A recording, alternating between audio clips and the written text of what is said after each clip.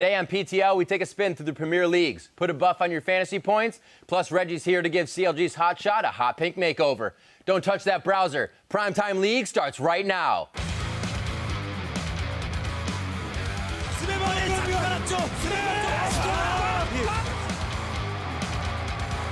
After being down all game, Team Solo Mid persevere. You do not give Faker LeBlanc.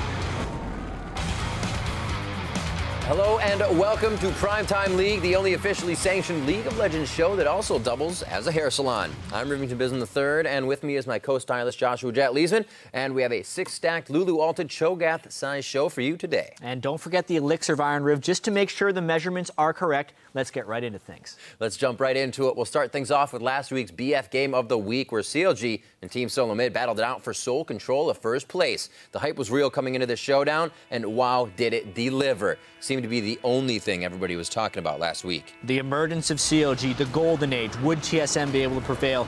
Early on, Aphromoo and Doublelift showing why they're known as the best bottom lane in North America. If only they could have given that kill to Doublelift. First blood going over to Aphromoo. Aphromoo kill secured, if you will, for that KS. Had to be but done. There would also be resources given to Dyrus as well, because he was getting a bit of pressure. Yeah, TSM gives a return attack, and the fact that that kill went over to Dyrus meant he could stay even and farm. That was a factor really late into the game on an unkillable Scion. It helped because this was time number 2 that he was actually getting 3v1 dove. CLG was trying to get opportunities around the map, and they kept looking at him. And you could already see here, 2 dragons to 0, another 3-man gank onto Dyrus. Yep. Things were definitely not going TSM's way. It was a very dominating looking game from CLG. With 4 dragons, Baron, Inhibitor, they just have to win this fight. It was the story of the fights, them being that strong, completely exploding. Bjergsen, the guy you want to be making plays for Team Solo Mid, and CLG would chase these fights out. Doublelift on Corki was kind of a question, but he was coming up big. And this fight only happened 1 minute before the 5th dragon, so you knew it was going to happen again. And based on every fight up to this point, CLG looked to be in control. But CLG was far enough ahead that they could make a mistake, right? Maybe some mispositioning, but no, that's exactly what cost them the fight. Multiple mispositions right there. Link ulting himself and not doing much damage, and Doublelift being stuck on the other side of the wall, and then Doublelift sectioning himself off from the rest of the team. Because he had been playing with so much confidence, he didn't realize how low the rest of CLG was. That delayed the game. CLG did not get the 5th dragon. And that started to be the rebound for Team Solo Mid here. This was very chaotic, and CLG running in one after the other, almost able to take down Turtle, but he had other ideas. Wild Turtle, with his in-team fight play, continues to be incredible. That is where he shines. And his impromptu situations, his ability to ad-lib when things happen here. Like when he gets teleported on. Who would pick up a kill in this situation other than Wild Turtle? Right, your initial thought is, I need to run, but instead he goes down valiantly in that situation, and those little edges started to creep TSM back. And we have a game again. You know, whoever wins the next fight may win the game.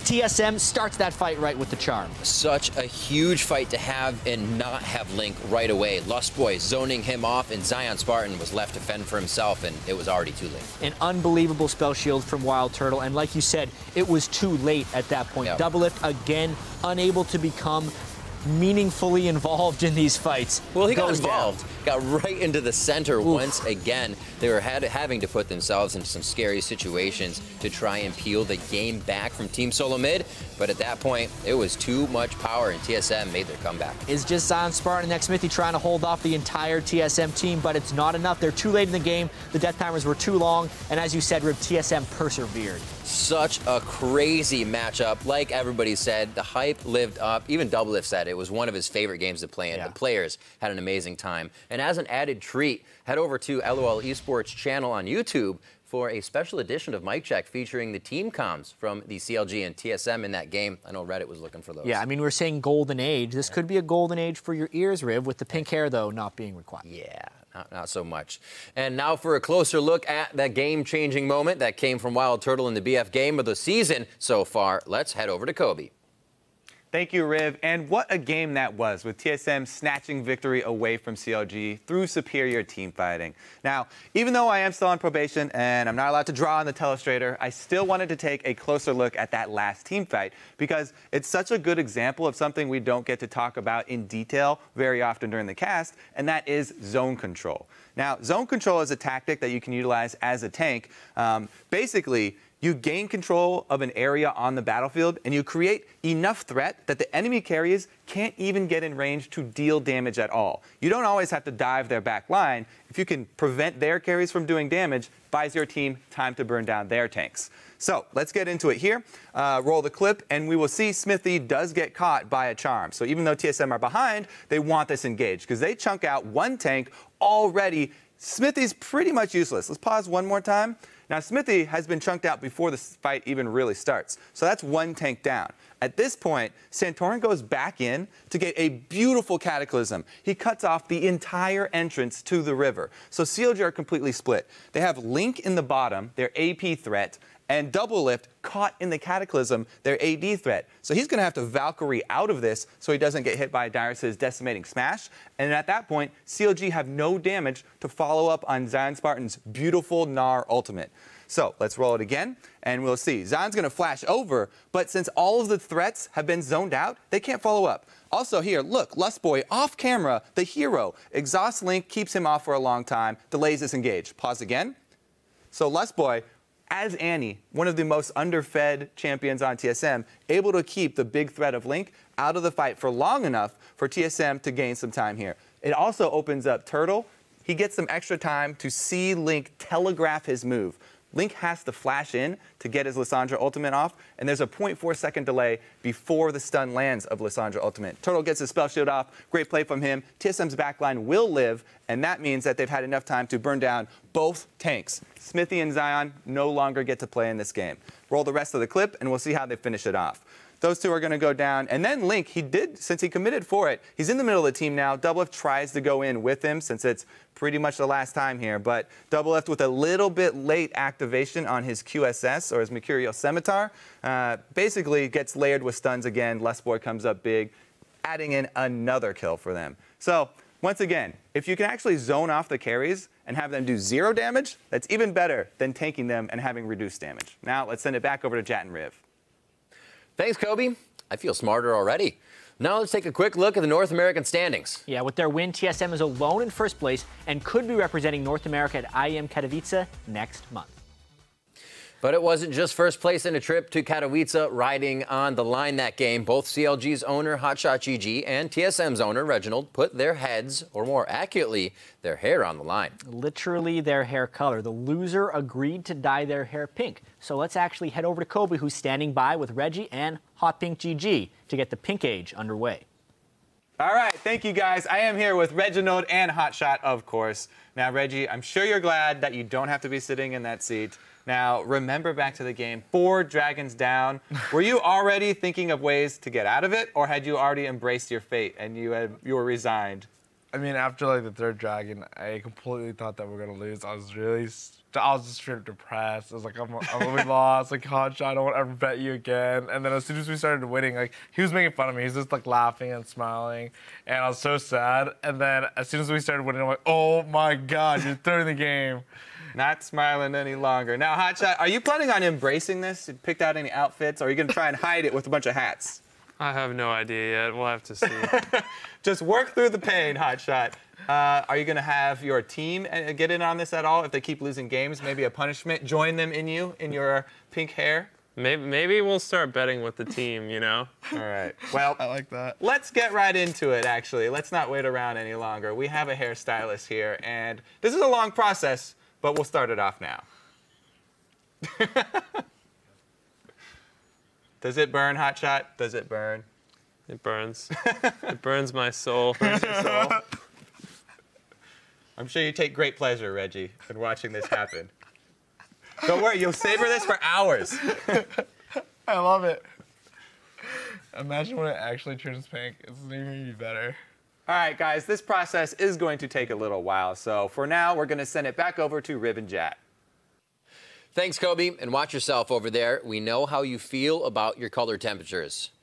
And now in other North American LCS news, on Monday, Team Liquid announced that they would be benching Piglet for Week 5 and that Keith would return to the AD carry role. And in that announcement, Team Liquid also went on to say that there have been ongoing issues during scrim/training that have resulted in a poor team dynamic.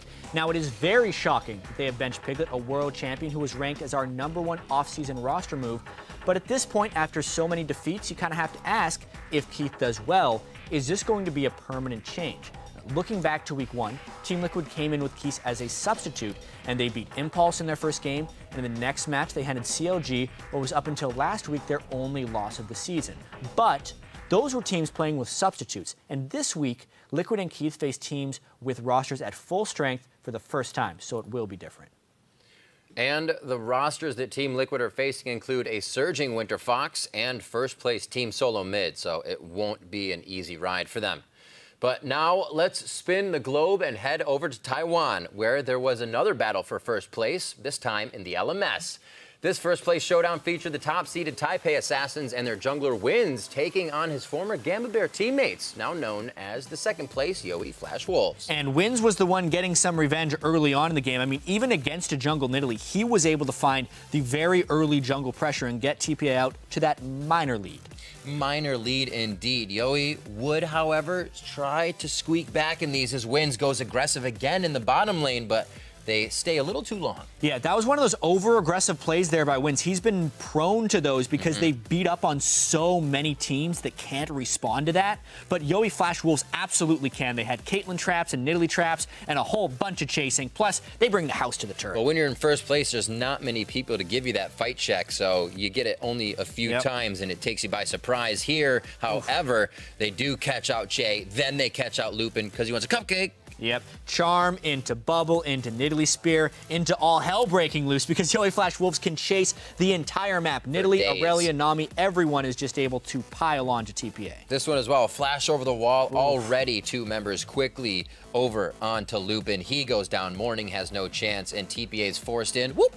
Nice dodge by Maple there. Yeah, Maples are real scary. And Yowie Flash Wolves with a very important victory for them. Their only loss of the season did come to TPA early on. That's true. They had a good fight there, so we're going to see a really, really strong fight for the top of the table there. Yep. All right, so now let's take a look at the LMS standings after last week's 13 matches. Despite handing TPA their first loss of the season, the Wolves remain in second place with 2 fewer wins. And it's also interesting to note, as we said, that the Wolves' lone loss came at the hands of TPA back in week 1. So these are clearly the teams to beat heading into the second half of that spring split. Yeah, if it comes down to a head-to-head in the LMS playoffs, I'm not sure that TPA can bear the Wolves. But now let's turn to last week's Twitter question. We asked you guys which LCS player will get the highest CS in a single game this week, and what will that final score be? The correct answer was Giants Gaming's mid laner Pepinero, who farmed his way to a 483 creep score and a loss to Gambit. Sadly, nobody got it right, not even Pepe himself. But as they say in Spain, en tu tiempo, ahora nueve. Am I right, guys? No, of course I'm not. But keep your thumbs ready because we've decided to double down. Same question, bigger reward. Once again, send a tweet to @LOLesports with the hashtag PTL telling us which LCS player will get the highest CS in a single game this week and what will that final score be. I think you've heard this one before. And if you want to get a shot at getting into the Hall of Fame, remember you have to get within 5 CS to enter. But Hall of Fame or not, the top 3 closest tweets with the correct answer will win themselves one of the new Lunar Revel skins, these guys right here. So study that schedule closely and send us your tweets before the game your tweet is about. No fair tweeting it as it happens or after the fact. We will be watching, so no cheating allowed. Now, we won't be inducting any new Hall of Fame members into the Hall this week, but our one and only pro in there does keep sending OP tweets. Lustboy asked why he's in the Hall at all, but tweets like this are exactly the reason. Lustboy, take Fierce's advice and watch more PTL. Then you'll know why you're in. And Loco Doco, by the way, we are still open for bowl cuts just in case you need a trim. Otherwise, grow it out. It looks good on you. So apparently when you can't see Lustboy, he's off tweeting somewhere. Yeah. Let's shift our focus, however, now to the European LCS, where Elements headed into what they probably expected to be a pretty easy match against H2K. However, H2K responded with European superstars who? Yeah, and the start of this game was really perplexing. Nif versus Kasing was not really showing much respect. He's already half health against a level 2, wards the brush. Spellcast and autos, I mean, he is asking to die, and that's exactly what happened. Just because the guy's being brought in to sub in doesn't mean he's not going to be making plays, and he did throughout the game here as Shook goes a little too hard once again. Kasing and Harden there to pick it up. They were able to pick up the kill, but the extra chase from H2K was a little bit too much. Nice ultimate there by Lulex. Gets Yarning going a little bit more. 3 early kills onto Sivir.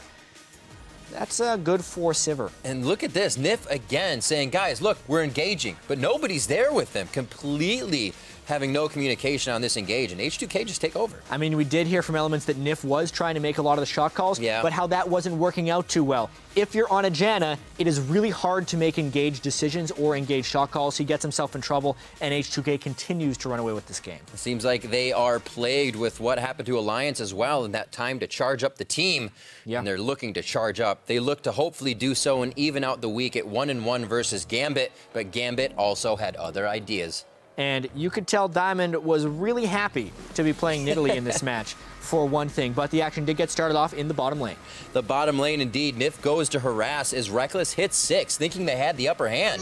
But it was kind of turned around. Edward being able to pick one up, too. Yeah, 80 carry kill, 4 support kill. That actually is in the favor of Elements.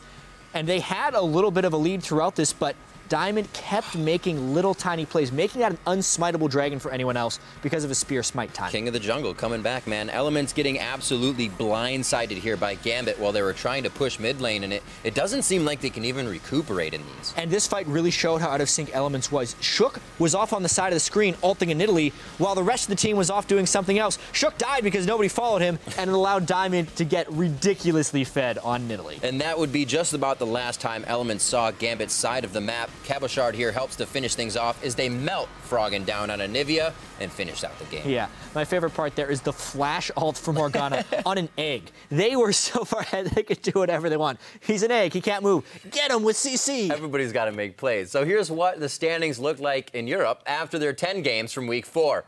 SK Gaming continues to dominate the table, now with 8 wins and 0 losses. And Fnatic has slipped to second at 6-2, with the Unicorns of Love in third at 5-3, and then a 3-way tie for 4th right behind him. That's right. And that brings us to the BF game of the week, the European El Clasico, with even more on the line than usual. Fnatic holds the record for the longest winning streak in European LCS history when they won 9 straight games during the Season 3 spring split. However, SK Gaming could tie that record when they face none other but Fnatic this Thursday, and they could break the record on Friday if they finish the week a perfect 2-0. And did you know, Riv, that SK is the 3rd team to go 8-0 and then face Fnatic to try and win number 9? Both Gambit in 2013 and Alliance in 2014 failed to beat Fnatic and tie their winning streak, so we will see if the 3rd time's the charm for SK Gaming this Thursday. Nice chat. The more you know. And now to bring the European LCS into sharper focus, let's bring in our main Dane. How's it going, Deficio? It's going great, Rivington. I'm very happy to be back here on Primetime League, and hopefully we won't have the same problems we had in week 1. Oh, no problems. Let's first turn our gaze to Elements. They're currently on a 3-game losing streak and are replacing their top laner. What has happened to Europe's super team? Well, right now it seems like almost everything is going wrong for Elements. The team looks weak in the laning phase, the pick and ban phase isn't working, and they're not being proactive enough in the game. Only Froggen and Shook are actually trying to make some plays, which shows in their kill participation, where they rank as the 2nd best jungler and best mid laner in Europe.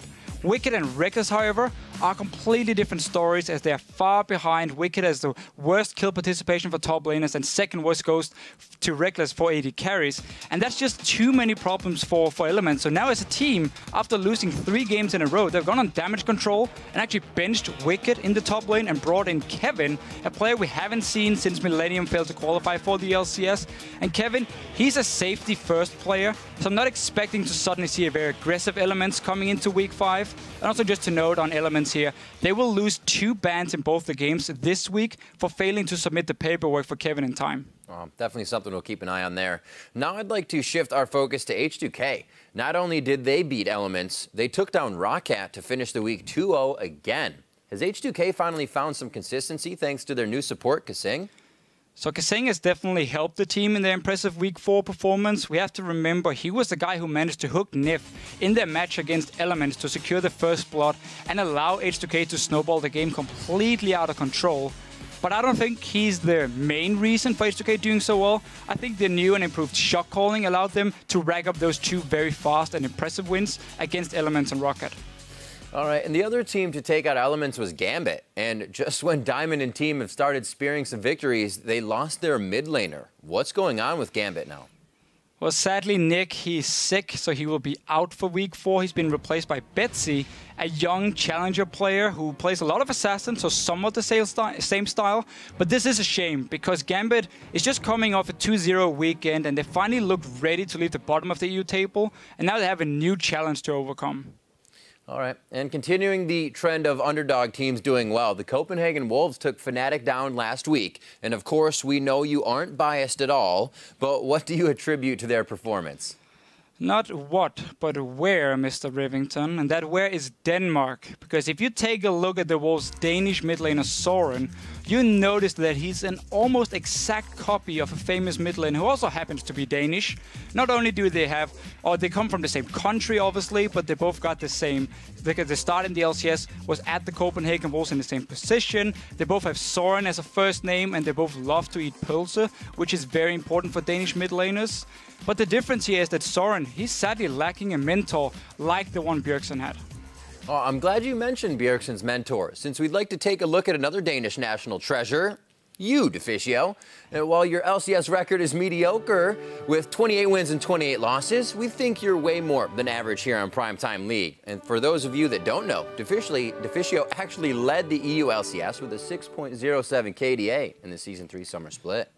Yeah, my one highlight as a pro player. And honestly, I'm a little bit disappointed you decided to use that picture. I mean, you could have just taken one right here. That's all right. You have enough highlights to make here on PTL. Thanks, Deficio. It's been great having you aboard, and we'll see you when the European LCS continues on Thursday. It was a pleasure as always, Riff, and I'll see you soon. Now let's turn from Deficio's Danish daydreams to flights of fantasy as Jat dives into the LCS point pool. Thank you, Riv. And Deficio should actually know that last week saw North America steal control of fantasy away from the Europeans. 9 of the 10 top spots actually went to North American players. It's about time. Let's actually take a look at some of the studs. First up was Wild Turtle, who, because of the nice spell shield he had at the Lissandra ult at the end of the CLG game, helped him to that 75.6 point total. And then Alltech and Pobelter. It seems one cannot succeed without the other, but they both succeeded heavily in that 2-0 week, got 73 points and 68 points. But obviously, not everyone can do well. There's also some players that fail to perform. And this week, the duds include Shook, who managed 9.2 points, the fewest of any jungler in the LCS. His teammate Froggen as well, second worst performance from a mid laner, but it's Froggen and people expect much more out of him. And finally, we have Balls, who has dropped significantly this split in fantasy points. He's only 10.5 points per game, which ranks him as the 3rd worst top laner in the league. And the 10 points last week did not help much with that. But we have many roster changes this week, which means we have plenty of alerts. Piglet, we mentioned, benched. Keith is in for him. Nick is out as well on Gambit. Betsy is in, so if you were starting Nick, get rid of him, obviously. Wicked as well is a player that a lot of people were starting, just hoping that one day he'd get Aurelia in the top lane and put up some fantasy points. But Kevin may also now get Aurelia and put up some fantasy points, so pay attention to that. The next one as well, Mimer, he is out. JWoww is in the top lane. And Jess's is also out, with ManCloud taking his spot. So a ton of alerts this week. Make sure you get those guys out of your lineup. Sleepers as well. Kind of has to do with the alerts for Keith, but he had such a great performance in week 1 and should be available in most leagues since only 2.7% of fantasy owners kept him in their lineups. So if you don't have him, there's a good chance you can pick him up. Also, matchup-based, Freeze and Soren are playing Roccat and MYM and have also been putting in some impressive fantasy points before even having the easy matchup. So these guys should be really big sleepers for this next week. With that, though, you should help improve your fantasy game. And while you make the roster adjustments, Freak will tell us how things are going in his league. Chat, they're going extremely well. It's Primetime League's Fantasy League, a legendary league, and it's starting right now.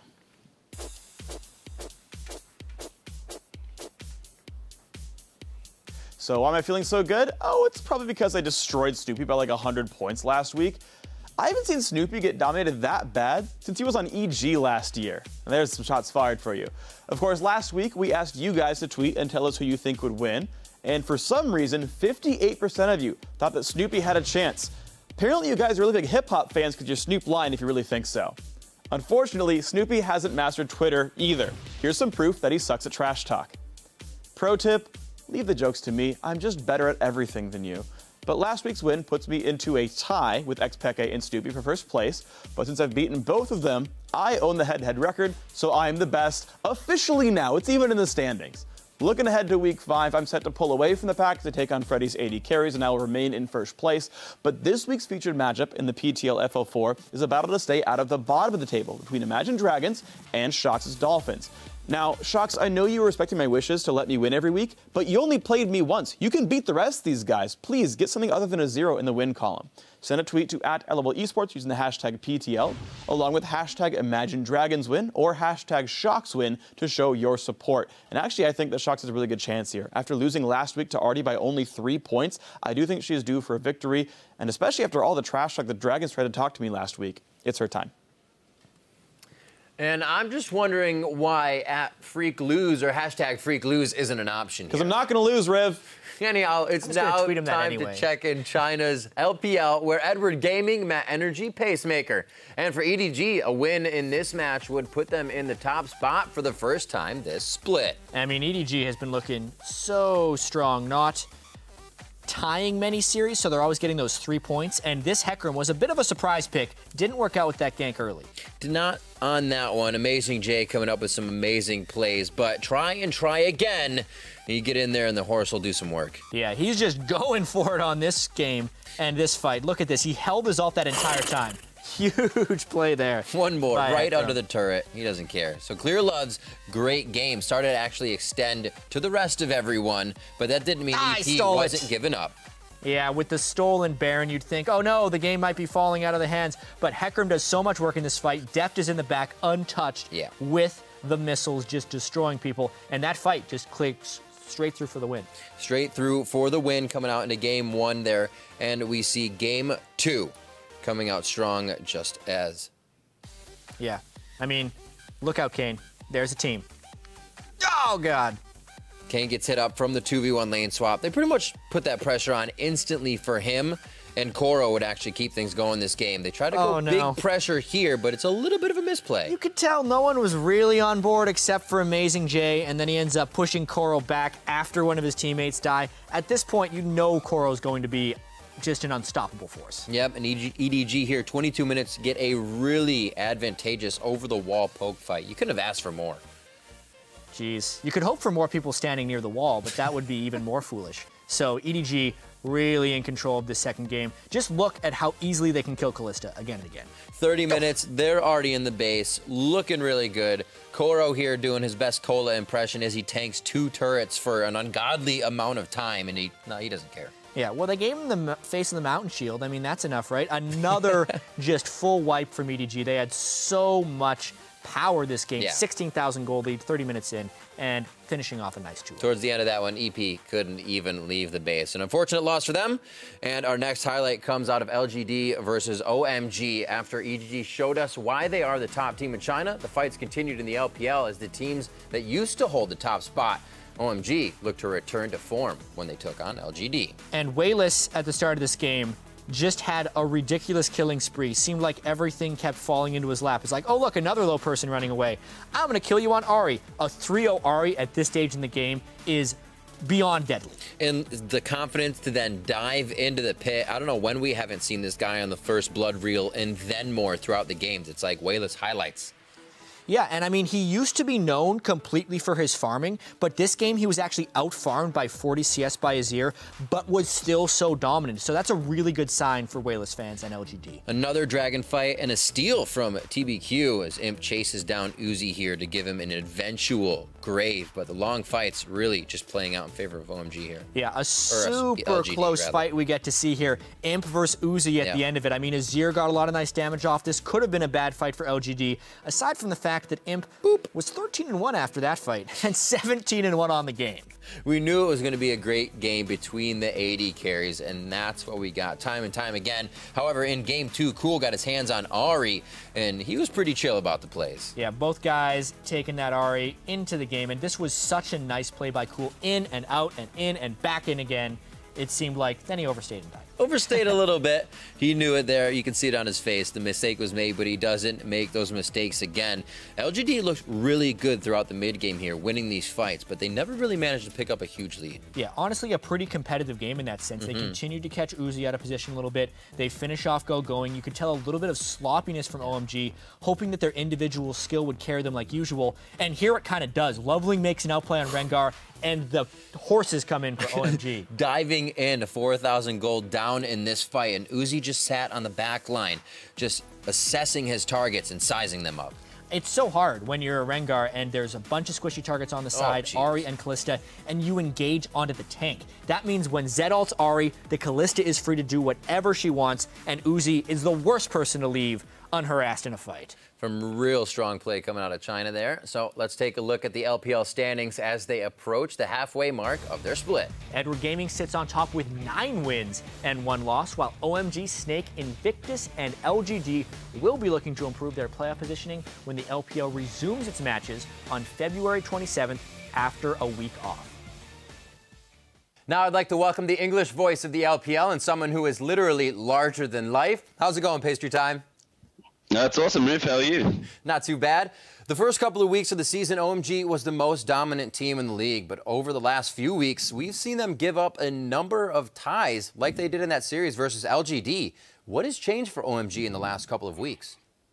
I mean, I think for OMG, it's a mix of a couple different things. The first one is that their style is rather inconsistent. They play very aggressive tri-carry League of Legends where they try and get cool, Uzi, and going all really ramped up in the lanes and then kind of carry through a really explosive mid-game and win from there. The issue is that when that doesn't work for them, when the early game doesn't go as well, they can kind of struggle in games and don't really look like they know what to do. The issue also for them has been drafting in some cases. They've picked themselves into some pretty confident-looking compositions only to have the mid to late game kind of fall through. And honestly, the rest of their teams are getting better as well. OMG just aren't the force that we expected them to be, despite being full of very talented players. All right, and another former Worlds team that is struggling even more is Starhorn Royal Club, who has dipped down into 7th in the LPL standings. Last week, they added 4 support players to their roster, including Godlike, who played as Ackerman for LMQ at Worlds last year. Are they desperately seeking solutions? I mean, kind of at this point. The core of the team still remain the same. The only one that left, of course, was Uzi, their massive carry player. But Korn and Kohler are still there, and Insec and Zero are still there as well. But for Royal, it's kind of been a revolving door of substitutes almost. Ackerman's ready to go in the top lane if they want to kind of move him in, but they haven't played him yet. Kohler's actually looks quite strong. But, of course, the big one being HYY, who's playing in place of Name. He was suspended from the LPL until about March, which is around week 8 for them. So Royal, they'll be happy to still be in playoff contention right now, but they're just not the same looking team right now. They've got some results, which is good, but without their star AD carrying Name, who knows how they'll play. And Name, if he does come in late, it's going to really have to push that team in towards playoffs. All right, Pastry. And finally, we need to touch on IG. Invictus Gaming 2-0'd Starhorn last week and is one of the teams poised to move into the top of the table when the LPL spring split continues. What's been the key turnaround for them? I mean, the thing for IG is that they've just looked like a much more cohesive team. We saw that IG kind of just played like Rookie and Kakao had to carry every game, with Kid being a secondary carry in towards the bottom lane, but Pokemon's really stepped up and started gelling with the team, and just in general, they look very, very comfortable. So the new patch might have triggered some things. Kakao was playing full AP with a Majai's jungle Nidalee in one of the games, and IG in general have gone from being a super aggressive team to a very rounded team. Unfortunately for them, they did have a couple splits on the weekend and a longer schedule, so they'll be unhappy to not get more points, but they're looking poised to be a very strong contender in playoffs. Definitely someone to watch for. As always, Pastry, thank you so much for the insight, and we'll check back in after the LPL resumes on February 27th. Cheers, Riv. It's my pleasure. All right, we've been pumping highlights from these games into your eye sockets, but now we have a treat for your ears. Sit back and listen as the pros go verbal. It's time for Mic Check. Guys, come on. Hey guys, can you guys hear me? I'm trying to get the comms going right before LCS, and you guys are just bringing me down. Happy Valentine's Day. Yeah, happy Valentine's Day, guys. Happy Valentine's Day. Happy Singles Darshan's my Valentine. Day. I love being your Valentine. Let's what make the heck? something special, dude. I thought you were my Valentine, Afro. Right. Sometimes I wish I had bad eyesight so I could buy these hipster glasses all the Koreans use. You can. It doesn't matter. You just buy them. What's stopping you? What are you going to say today to make yourself even more famous? Oh no, I'm stop trolling. Really, I'm never more so trolling. So you basically buy a pair of glasses without glass. Yeah. No, they have glass, but just normal glass. You just see through it. Yeah, just nothing. So how do I get that? Amazon? That's easy. Al 49er, he's gonna work here. He's gonna work here. He's gonna work here. He awarded that probably. No, he didn't. Oh, he's gonna hit it. Hey! Oh! Nice. We may not be winning, but we're not losing either, guys. Come help. Okay. Your hipster glasses would not fit you at all. Why? Of course it would. No. Oh. Your face, no. What? Whoa, whoa, whoa. My KDA, my KDA! No! I'm there. Shut up! Nice! Yeah! Nice! Nice! Nice! Good job, boys! We lost! We beat it! Wait. Let's see first time. We did it! Nice! I think we need to make start calling that nice check. So, with first place battles happening all around the league, let's check out Korea's LCK, where the GE Tigers hope to remain undefeated. To do that, they had to square off against Faker and SKT. And with Faker in all 3 games, GE were back in their classy classwear. Yeah, and this was a fantastic series. First game, Faker on Ezra, something he's found a lot of success on, but he can't dodge everything. Can't dodge everything, and Smeb hitting the cleavers, and really the Smeb show here. We see that Rek'Sai is on GE Tigers, but there's obvious tunneling onto Smeb. I mean, this was a fight where SKT caught out multiple members of GE Tigers, but it took them so long to finish off Smeb, they couldn't get any objectives. And that was the story of it. He didn't even have to hit cleavers in these fights to be a menace. They tried and tried as they could, SKT, looking to come back here to Baron, but they couldn't get much out of it. Another really aggressive Baron call by GE Tigers, but because of how strong Smeb was and because they committed to the Baron, they were able to peel off and get that fight. SKT kind of came in one at a time, and unless you're putting the entire team on Mundo, you're not taking them down. And we knew this was going to be a good series. GE Tigers undefeated, and they looked to stay that way. So we hop into game 2, where SKT really had a give the ball to Faker type of play style on this one. Yeah, I'll give you a tip. If you want to beat SKT, you probably want to remove Faker's LeBlanc. This one was also SKT ganking mid instead of just letting Faker get ganked. And great use of the absolute zero here by Bengi to actually give Faker the opportunity to dance around and get more kills in this fight. Yeah, it didn't look like much. I mean, first game he did Mission Impossible. This game he decided to do a little bit of zoning, but this fight was about Faker and the team's ability to play around him. He just dip dives and dodges all around this fight. Meanwhile, the rest of the team is doing consistent damage. I mean, this was kind of the game before the game was over. Yep, and SKT moving into the base, 37 minutes with 5 stacks on that Dragon. They made quick work of this game in very strong fashion. Yeah, 5-stack Dragon, no need to wait for the Nexus to fall. The game was over, time to prepare for game 3. Preparing for game 3 indeed, and 2 big players to step up were Kuro and Prey, and it wasn't very long for Prey to get a few early kills. Yeah, this was a really intense game, kind of a fitting end to a best-of-3 between the #1 team in Korea and SKT.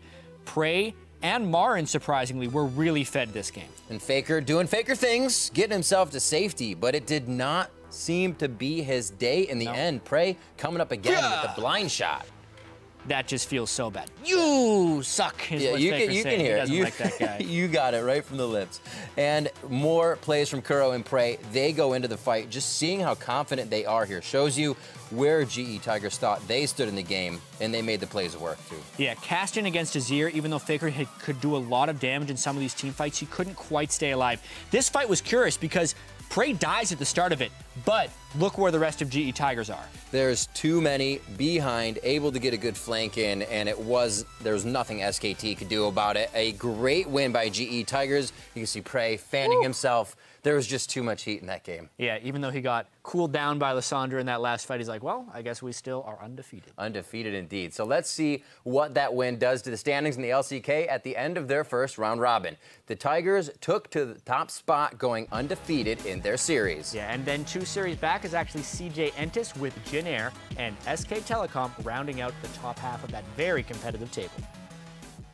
And speaking of JinAir, let's take a look at their exciting series against KT Rolster. JinAir came into this match in 3rd place, probably looking for an easy win off the 7th place KT Rolster. Yeah, KT Rolster definitely had other things in mind. They probably played their best series of the year right here. And it all started with score in this first game. Counter ganking to get Someday going. In a 3-man gank, being able to turn it around is exceptional. I love that. Watching it in the game, I was like, he was on a mission, and they actually got the mission success.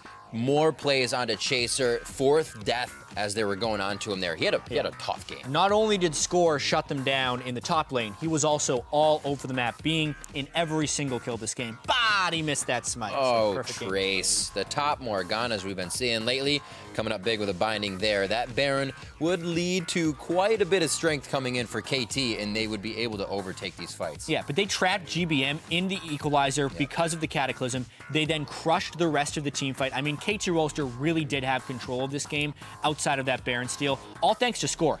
4 kills, 20 assists in a 24-kill game. That's right. LCK 60-minute fashion.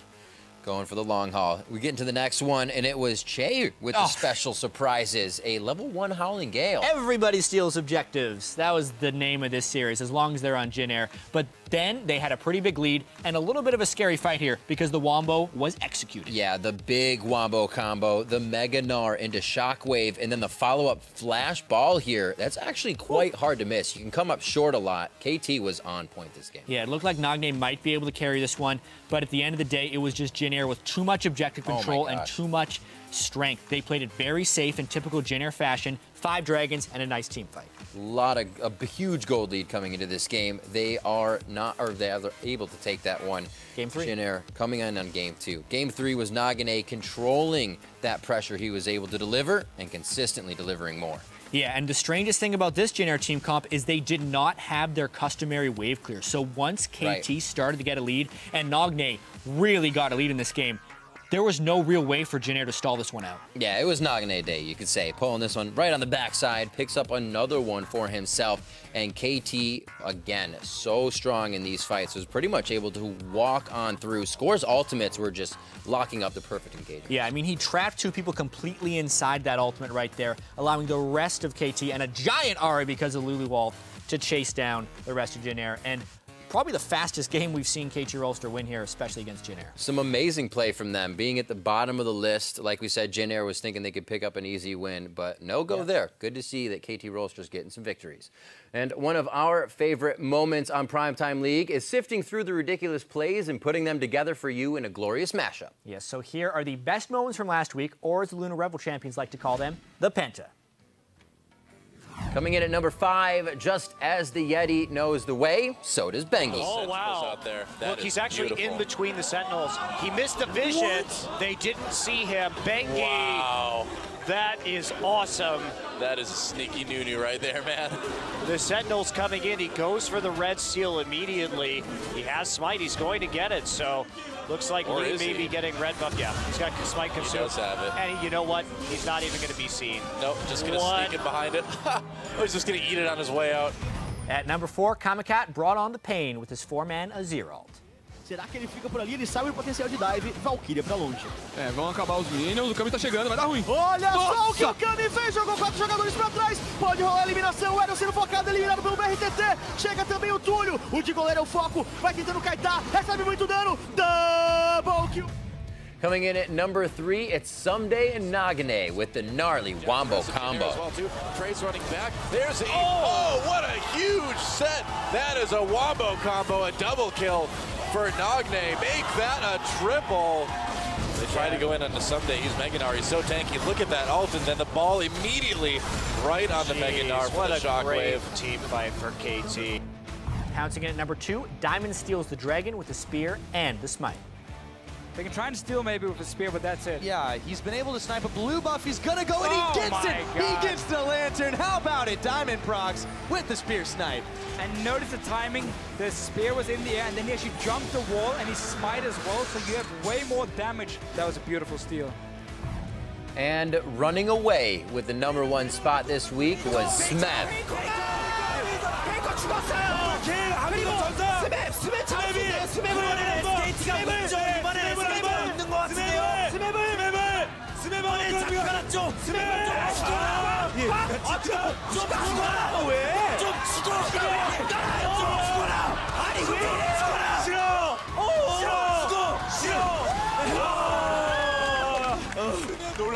스킬 하나만 피했으면은 그래도 살 수도 있지 않았을까 하는 아쉬움이 있어요.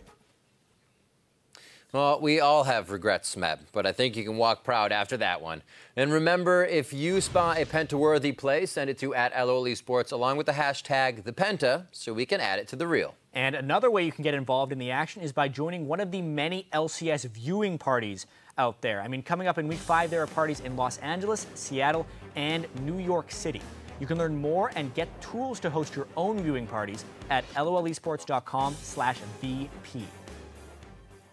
And now it's the moment you've all been waiting for. It's finally time to reveal HotShotGG's new look. Hotshot, are you ready?